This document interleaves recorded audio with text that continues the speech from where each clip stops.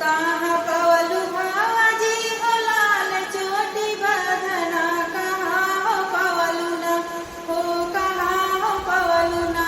तीन गीना यस वाला मुआ, कहाँ हो पवलू ना, तीन गीना यस वाला मुआ, कहाँ हो पवलू ना। कहाँ पवलू भावाजी हो लाल चोटी बधना, कहाँ हो पवलू ना,